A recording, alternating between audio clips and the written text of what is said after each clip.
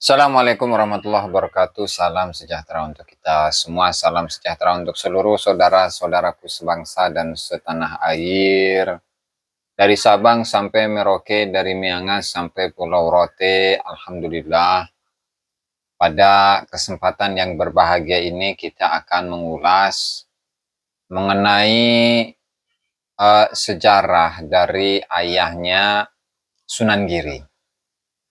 Atau Sunan Giri itu dikenal dengan Raden Ainul Yakin. Dan tentu dalam sejarah beliau ini adalah salah satu dari anggota Wali Songo yang kemudian beliau membangun sebuah kerajaan yang namanya Giri Kedaton begitu ya. Dan tentu melihat beberapa fenomena yang terjadi di saat ini, ada beberapa orang yang meneliti bahwasannya Sunan Giri itu memiliki seorang ayah yang bernama Wali Lanang. Kemudian mendokumentasikan makamnya, nisannya, dan menunjuk bahwa itulah sebenarnya makam dari ayahnya Sunan Giri, ya, atau Wali Lanang, begitu. Nah, tentu saya dalam kesempatan kali ini membahas dari sudut pandang ilmu sejarah dan juga ilmu nasab. Tentu, yang namanya ilmu sejarah dengan ilmu nasab itu akan berkaitan, artinya tidak akan muncul nasab kecuali ada sejarahnya. Kemudian dari sejarah, apakah benar atau tidak itu dilihat dari sisi kenasabannya. Artinya antara ilmu nasab dengan ilmu sejarah itu saling berkaitan, saling berkesinambungan dan tidak bisa dipisahkan. Nah, tentu ketika melihat sumber-sumber sejarah itu terbagi menjadi beberapa bagian, ada 7 bagian yang nanti kita akan ulas dalam kesempatan kali ini. Langsung saja tanpa berlama-lama, artinya dari apa yang ditemukan oleh kawan-kawan, oleh sahabat-sahabat mengenai penunjukan bahwasannya Sunan Wali Lanang itu ada di mana itu di Paciran atau Lamongan ya, dengan tipologi nisan yang tertentu. Dan apakah itu kemudian bisa dipertanggungjawabkan secara arkeologis? Karena kalau melihat dari sudut pandang sejarah itu tidak hanya mengenai catatan saja. Nah, langsung saja ya kita masuk pada materi, ya, di mana ada sebuah catatan dari Senok Horgronya, di mana Senok Horgronya itu mengatakan jika sebuah monumen makam dijaga dengan baik, maka akan menjadi dokumen sejarah penting Christian Senok Horgronya. Tentu ini menjadi sebuah pelajaran besar bagi siapapun, khususnya bagi para peneliti sejarah. Artinya sejarah itu tidak akan terlepas dari monumen makam atau nisan dari tokoh-tokoh yang terdahulu, apalagi tokoh-tokoh yang termasuk salah satu dari anggota Wali Songo. Artinya ketika seorang tokoh itu termasuk anggota Wali Songo, tentu ayahnya, makam dari ayahnya, ayah dari tokoh-tokoh Wali Songo itu tentu memiliki kesamaan nisan atau tipologi nisannya itu sama, dan bahkan mungkin ayah-ayah mereka itu memiliki tipologi nisan yang lebih gagah, lebih bagus. Ya, karena memang untuk ilmu pernisanan itu sudah banyak yang mengkaji, dan nisan itu ya tidak hanya memiliki fungsi sebagai tanda kematian saja atau pandas-pandasan dan menyesuaikan dengan zamannya begitu saja, enggak. Sehingga nisan itu adalah memiliki sebuah nilai sejarah yang sangat penting, bahkan dibahasakan oleh Senok Horgronya dengan istilah maka akan menjadi dokumen sejarah penting. Oke, kita lanjut pada berikutnya. Peringkat sumber sejarah. Ya, peringkat sumber sejarah. Di mana di sini ini versi dari Mas Asisi ya. Peringkat sumber sejarah terbagi menjadi 2. Yang pertama adalah primer dan yang kedua adalah sekunder. Dari primer dan sekunder ini, terbagi menjadi 7 bagian, di mana nomor 1 sampai 4 itu termasuk dalam kategori primer, dan nomor 5 sampai 7 itu masuknya dalam kategori sekunder. Apa saja yang masuk dalam kategori sumber-sumber sejarah yang masuk dalam kategori primer? 1, prasasti sezaman. Ya, misalkan seperti dalam ada batu, kemudian ada prasastinya. Ya. Kemudian yang kedua, tinggalan arkeologis sezaman. Nah, itu bisa mengacu kepada nisan-nisan, dan tentu itu bisa menjadi sumber primer ya dalam menjadikannya sebagai sebuah sumber sejarah. Kemudian yang ketiga itu karya sastra sezaman, ya seperti babat misalkan, tetapi harus sezaman.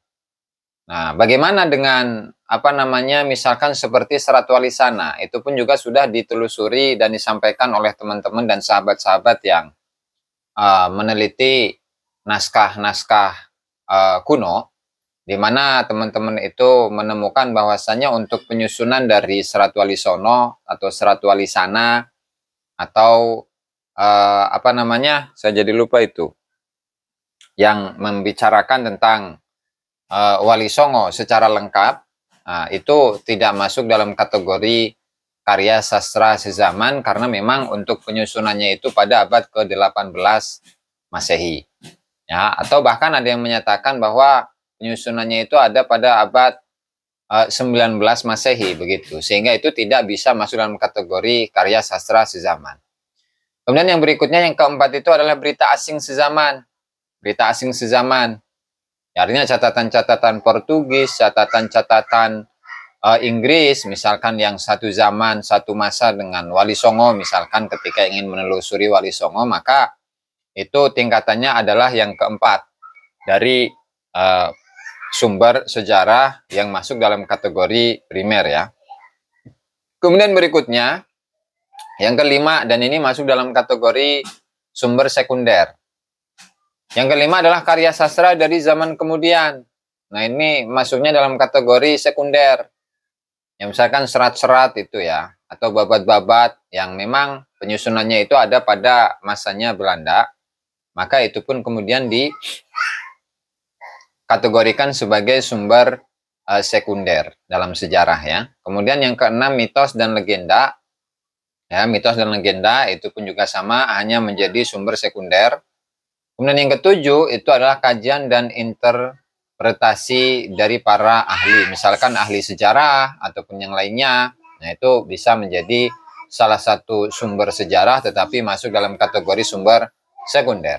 Nah, untuk berikutnya ya, itu ada beberapa buku-buku yang saya kumpulkan di sini, yaitu ada satu buku yang berjudul Batu Nisan Aceh ya, Hazanah Aceh Batu Nisan Aceh, yang disusun oleh Lembaga Wali Nanggro Aceh ya. Kemudian ini dicetak pada tahun berapa ini, 2018. Kerukon Katibul Wali 2018 ya. Nah, di sana artinya memang sudah ada kajian secara khusus mengenai batu nisan, nah khususnya batu nisan Aceh. Nah, karena memang untuk mayoritas dari batu-batu nisan Aceh, di mana di sana itu kebanyakannya memang terdapat inskripsi, sehingga untuk nama-namanya itu sultan siapa atau salah satu ulama siapa namanya di sana disebutkan. Kemudian tahun kewafatannya itu pun juga disebutkan, kemudian gelar-gelar untuk para tokoh-tokoh yang dimakamkan untuk di nisan-nisan Aceh itu pun mayoritas ada penulisannya. Nah, hanya saja untuk di Pulau Jawa itu memang kendalanya tidak terdapat tulisan ya, atau tidak terdapat inskripsi di dalam nisan-nisannya, tetapi menurut peneliti sejarah dari sisi ukiran-ukirannya, kemudian ada beberapa penanda-penanda yang menunjukkan akan bagaimana status sosial, bagaimana tingkatan atau jabatannya ketika masa hidup, kemudian bagaimana sisi keulamaannya. Nah, itu pun juga sudah dikaji oleh teman-teman yang memang mengkaji mengenai batu nisan batu nisan yang ada di Pulau Jawa. Nah, kemudian berikutnya, ini ada lagi dari Johor ya, dari Malaysia, dengan judul Batu Aceh Warisan Sejarah Johor, yang disusun oleh Daniel Peret dan Kamarudin Abdul Razak, dengan satu sumbangan epigrafi oleh Lutfi Kalus ya. Nah, ini adalah salah satu dari kajian atau penelitian mengenai batu nisan ya. Ini di Malaysia. Kemudian yang berikutnya ini adalah penelitian dari Dr. Usman Muhammad Yatim, dan tentu untuk para sejarawan sangat tidak asing dengan, sangat akrab atau tidak asing dengan tokoh ini, di mana dari klasifikasi tipologi nisan Aceh itu bahkan yang beliau simpulkan itu lah yang seringkali dijadikan acuan oleh para peneliti-peneliti. Nah, ini pun juga sama memiliki penelitian yang secara khusus ya mengkaji mengenai batu Aceh ya, batu nisan khususnya ini. Kemudian berikutnya, siapa Profesor Dr. Hasan Muarif Ambari. Salah satu bukunya yang berjudul Aspek-Aspek Arkeologi Indonesia, dan secara khususnya itu adalah makam-makam Islam di Aceh. Dan ini kita juga sudah cukup mengenal bagaimana ketokohan dari Profesor Dr. Hasan Muarif Ambari, yang memang dalam penelusurannya itu luar biasa, penelitiannya itu luar biasa. Artinya dari ilmu sejarah itu ketika dikuatkan dengan ilmu arkeologi itu maka akan semakin kokoh begitu. Nah, dan ini pun juga obyeknya itu adalah makam-makam Islam di Aceh. Nah, kemudian berikutnya, dan ini adalah Dr. Muhammad Yasir Arafat, dan ini beliau secara khusus ya, itu memiliki penelitian secara khusus tentang nisan Hanyakra Kusuman, batu keramat dari Pesarian Sultan Agungan di Yogyakarta. Ya, artinya sebenarnya untuk nisan-nisan atau sebaran nisan-nisan tipenya tipe Mataraman itu tidak memiliki nama, ya hanya saja karena untuk menghormati dan untuk memuliakan dan sekaligus menjadi satu model atau tipe yang berbeda dengan yang lain, karena memang coraknya itu memiliki corak yang khusus, sehingga Dr. Yasir Arafat itu menamakan nisan-nisan sebaran dari masa Kesultanan Mataram itu diberi nama dengan nisan Hanyakra Kusuman. Nah, dan ini bisa didapatkan di banyak ini ya, di di online, banyak itu bisa ditemukan.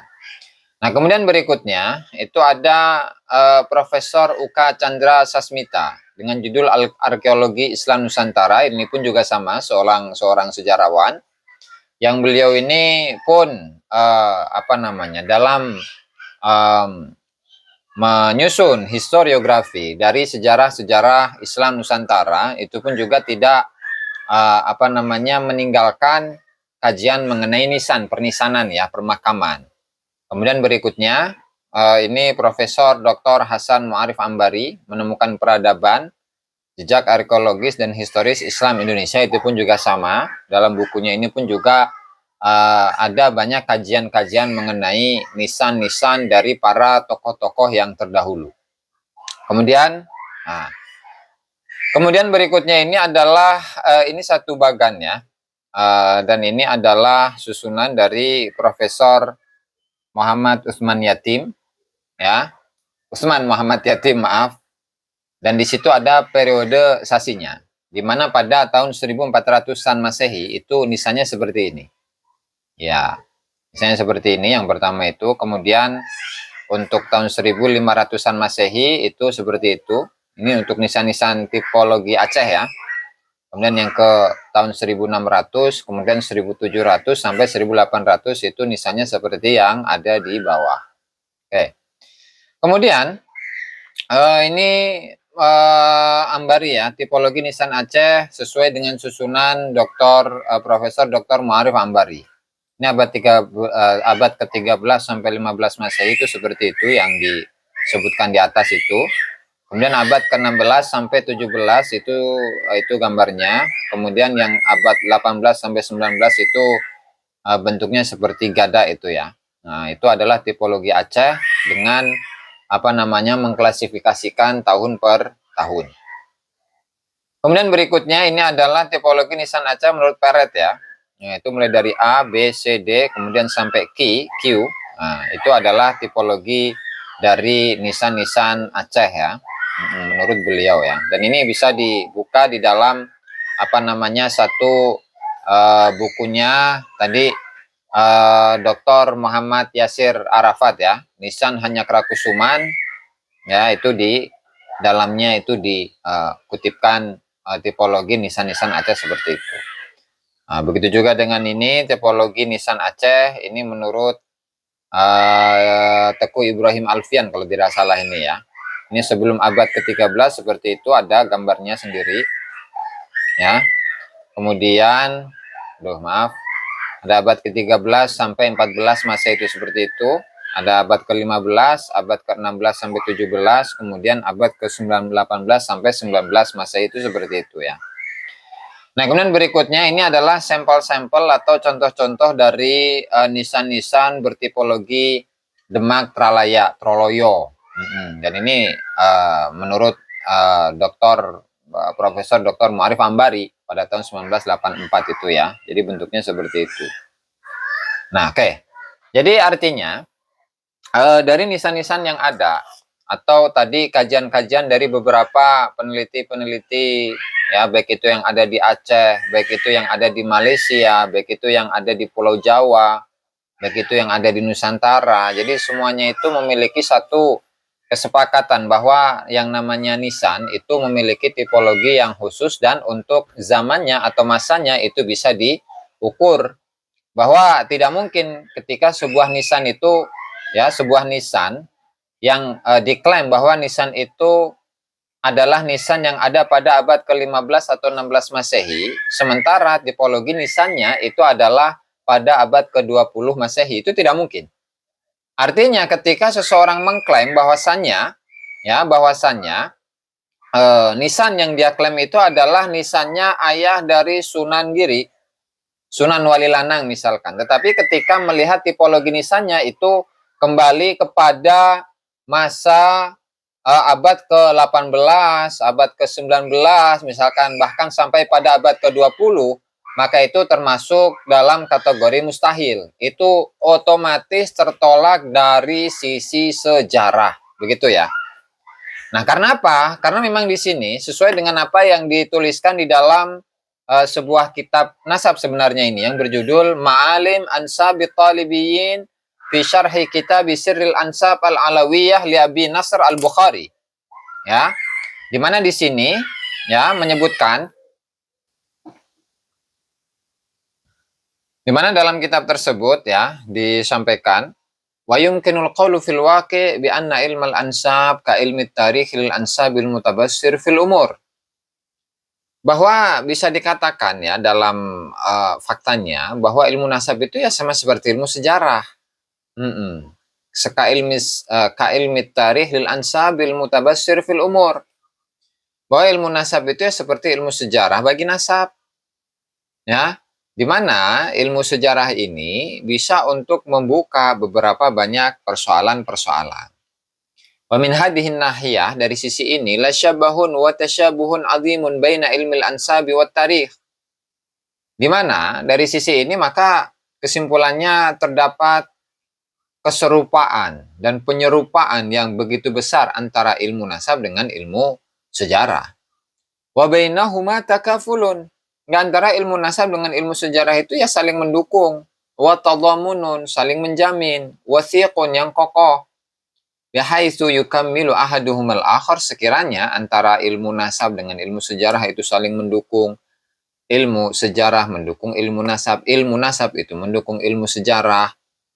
Falau asa amrun ala tarikh jaa ilmul ansabi ila aunihi lihalil muskilah. Di mana ketika ada suatu perkara yang sulit dalam ilmu sejarah, ya, maka ilmu nasab itulah yang akan datang untuk bisa menghilangkan kemuskilannya.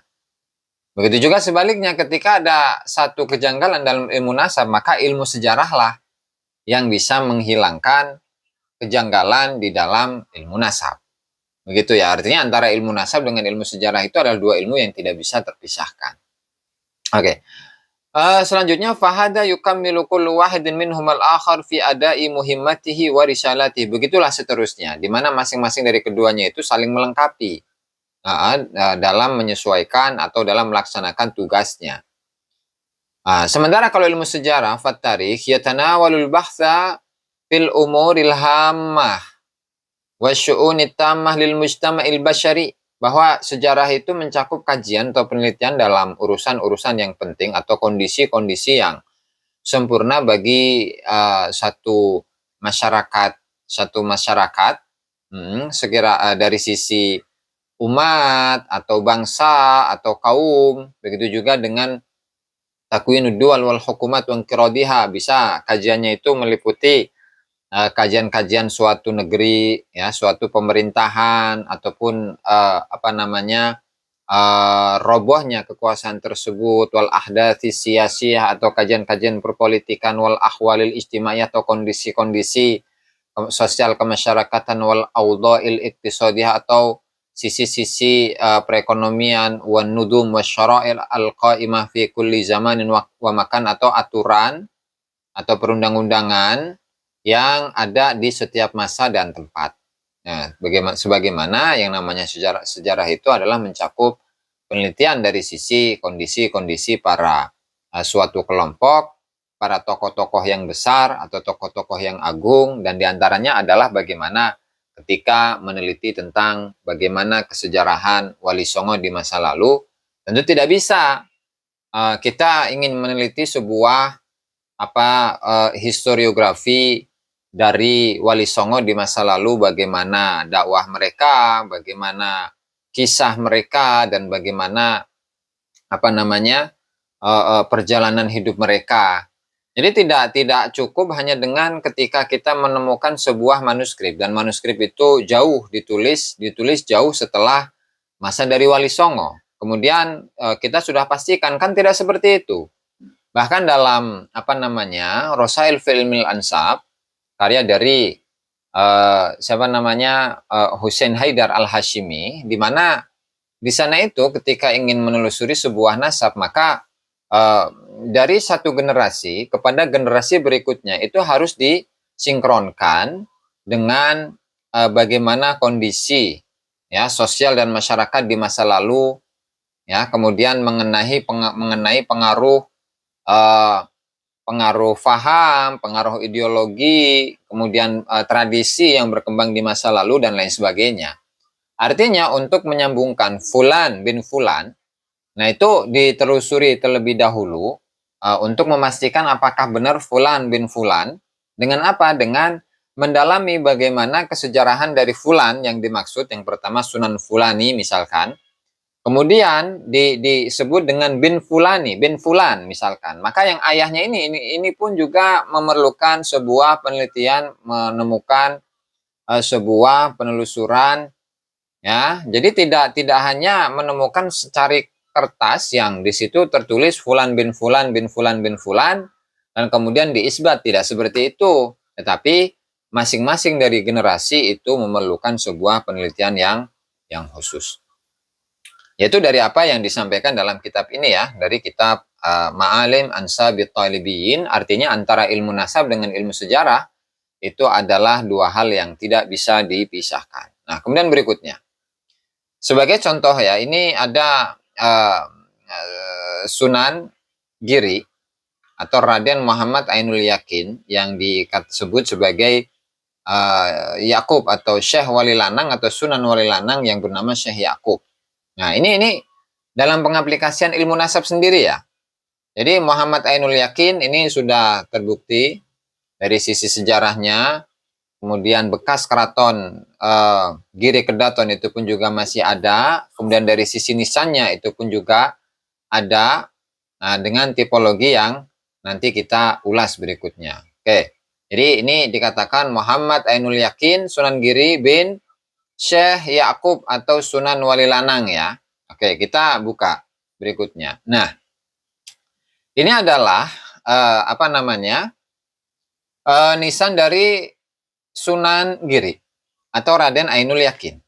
Nah, artinya ketika nisan-nisan yang memang sudah menjadi sebuah tradisi, bahkan nisan-nisan yang seperti ini merupakan nisan yang secara umum digunakan oleh mayoritas dari sunan-sunan atau para wali songo. Mulai dari misalkan Sunan Gunung Jati, kemudian Raden Patah, kemudian Sunan Kudus, Sunan Kalijaga, Sunan Muria, bahkan sampai ke Sunan Bonang, ya, Sunan Derajat, ya, itu semuanya bertipologi seperti ini. Artinya ketika tipologi nisan dari Sunan Giri itu gambarnya adalah seperti ini, atau tipologi nisannya adalah seperti ini, atau bisa dibahasakan ya tipologi pasai yang kemudian di apa namanya modif dengan dengan tipe giri, ya jadilah seperti ini nisannya. Maka artinya untuk ayahnya itu pasti tidak akan jauh ya tipologinya dari nisannya Sunan Giri, yang diklaim bahwa ayah dari Sunan Giri itu adalah Syekh Yakub atau Sunan Wali Lanang begitu ya. Oke, coba kita lihat berikutnya. Nah, kalau kita bandingkan ini ya, nisan seperti ini, kemudian berikutnya, nah ini di belakang ada double sebenarnya ini. Nah, ini nggak jelas ini yang mana ini. Oke. Nah, kalau yang tipe ini yang ada segitiganya itu, nah itu nisan Mataraman yang diperkirakan bahwa nisan seperti ini itu berlaku pada abad ke-18, 19, bahkan di awal-awal abad ke-20 Masehi. Artinya ketika menunjuk ya bahwa inilah makam dari Sunan Wali Lanang yang merupakan ayah dari Sunan Giri, nah tentu ini sudah bertentangan dengan data-data sejarah, karena memang tadi seperti yang saya katakan ya, bahwa untuk sumber primer itu yang pertama adalah prasasti sezaman, ya, kemudian yang kedua itu adalah peninggalan sezaman. Nah, maka ini tidak nyambung ini. Kenapa? Karena nisan-nisan yang sezaman dengan Sunan Giri itu seperti ini. Nah, sementara untuk nisan yang diklaim sebagai ayahnya itu seperti ini. Sementara untuk masanya, ya, nisan ini itu adalah abad ke-19 dan abad ke-20, artinya tahun 1800 sekian dan 1900 sekian, antara tahun-tahun itu. Sehingga untuk memastikan bahwa ini adalah makamnya ayah dari Sunan Giri, itu adalah satu hal yang ditolak menurut pandangan ilmu arkeologi. Gitu ya, ini seperti yang disampaikan oleh sahabat-sahabat saya tentang hal ini. Nah, ini pun sama ini. Ini tipologinya adalah tipologi Mataraman ya, Mataram. Nah, yang ada segitiganya ini, dan apa namanya itu pun juga masa-masanya tidak begitu jauh dengan yang tadi, yang ada seperti gambar mata, kemudian ada hidungnya itu, ya. Nah, dan itu kalau dibungkus seperti itu ya, ada yang hijau, ada yang putih. Nah, ini yang tadi, yang ini double ya. Dan ini dokumentasi dari Raden Mas Karebet ya. Kemudian berikutnya, nah ini sama tadi. Nah, ini. Kan di sini Fahrul Wujud. Nah, makam Sayyid Yakub Pangeran Wali Lanang, ayah kandung Sunan Giri. Nah, jadi seperti tadi yang kita sampaikan di awal ya. Bahwa tidak mungkin ini adalah makam dari ayahnya Sunan Giri. Karena apa? Dari tipologinya saja itu sudah berbeda. Tadi kan dari yang kita sampaikan dari awal, dari tipologi yang disusun oleh Profesor Usman Yatim, kemudian Profesor Mu'arif Ambari, kemudian juga Profesor siapa namanya? Satu lagi itu saya lupa, kemudian Den Yasir itu ya. Itu ketika menunjukkan bahwa ini adalah nisannya Sunan Wali Lanang atau Pangeran Wali Lanang ayah kandung Sunan Giri, meskipun terdapat di dalam manuskrip atau di dalam datanya serat Wali Sana, itu tertolak karena untuk serat Wali Sana itu sendiri itu diidentifikasi sebagai sebuah karya yang disusun pada akhir abad ke-19 ya, atau ya pertengahan abad ke-19 lah, atau di awal-awal abad ke-19 begitu ya. Oke, ini tadi sama ini. Nah, sebagai contoh ya, ini ada salah satu nisan dari Sultan Banten, namanya Sultan Mahmud. Kalau di sini itu di Banten biasa disebut dengan Sultan Abdul Mafahir Mahmud Abdul Qadir. Dari inskripsi nisannya itu ada Sultan Mahmud bin Sultan Muhammad bin Sultan Yusuf bin Sultan Hasanuddin. Nah, kita bandingkan antara nisannya Sultan Abdul Qadir atau Sultan Mahmud. Nah, dan di pinggirnya itu nisan yang dituliskan di sini nisan tak bertuan, dan diidentifikasi bahwasanya nisan yang kanan ini adalah nisannya Sultan Ahmad, berarti Abul Ma'ali Ahmad begitu ya, artinya anaknya. Di sini saja antara anak dengan bapak, ya nisannya anak dengan nisannya bapak itu tidak beda jauh. Tidak beda jauh tipologinya, tidak begitu, tipologinya sama dengan bentuk yang sedikit berbeda, hanya itu saja. Nah, kemudian kita bandingkan antara nisannya Sultan Mahmud dengan buyutnya Sultan Mahmud bin Sultan Muhammad bin Sultan Yusuf bin Sultan Hasanuddin. Nah, di sini ada nih. Nah, ini pun juga sama, dari sisi tipologinya sama, tapi dengan sedikit bentuk yang berbeda, begitu. Karena memang dari sisi kemewahannya begitu ya, pahatannya dan lain sebagainya itu lebih kokoh, lebih keren lah kalau bahasa saya mah. Dengan misalnya Sultan Maulana Hasanuddin Sultan Banten itu ya. Oke. Terakhir nih. Jika sebuah monumen makam ini kembali lagi dibuka dan ditutup dengan kutipan dari Senok Horogronya. Jika sebuah monumen makam dijaga dengan baik, maka akan menjadi dokumen sejarah penting. Nah, artinya dari apa yang saya sampaikan tadi, dari awal sampai sekarang, ya itu menunjukkan bagaimana nisan-nisan dari peninggalan-peninggalan leluhur para wali songo itu, ya, itu merupakan sebuah dokumen sejarah. Kalau memang menjadikan nisan itu sebagai dokumen sejarah, artinya untuk menjadikan nisan sebagai salah satu bukti akan keberadaan suatu tokoh dan bisa diprediksikan akan keberadaan nisan ini dari tahun kapan sampai kapan. Nah, tentu itu adalah suatu hal yang sangat mendekati kepada kebenaran sejarah. Kenapa? Ya, karena nisan-nisan itu ketika memang masih asli ya, bukan nisan yang diganti ya, itu bisa menjadi sebuah data primer yang bisa menggambarkan bagaimana historiografi untuk Islamisasi di Nusantara pada masa-masa Wali Songo. Jadi tidak hanya sekedar nisan itu tidak hanya sekedar memiliki fungsi tanda kematian saja, bahwa di sini dikuburkan Fulan bin Fulan, tetapi selain menjadi tanda kematian, di situ pun juga menunjukkan bagaimana jasanya kepada masyarakat dari sisi keagamaan ya. Kemudian bagaimana tingkatan pengaruh secara politik. Kemudian juga bagaimana tingkatannya dari sisi sosial masyarakat. Dan juga menunjukkan kepada keterkaitan kekeluargaan antara makamnya Fulan dengan Fulan. Nah, itu bisa ditarik di sana. Sehingga itulah pentingnya mengkaji sejarah dari sisi ilmu arkeologi, dan tentu untuk sejarah itu sendiri tidak bisa hanya mengacu kepada manuskrip-manuskrip, tetapi manuskrip tersebut itu pun juga penulisannya jauh dari masa tokoh-tokoh yang dimaksud ya, khususnya adalah Wali Songo. Itu saja mungkin barangkali yang dapat saya sampaikan dalam kesempatan kali ini.